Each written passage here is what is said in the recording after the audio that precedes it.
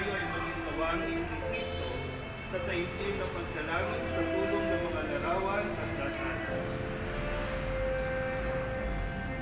Kaawaan ng Diyos at gawaran ng pagbabasbas ang mga larawan at lumaing ito upang makatulong sa kasalukuyang buhay.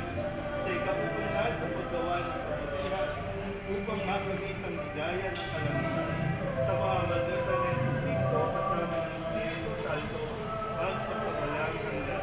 Amen.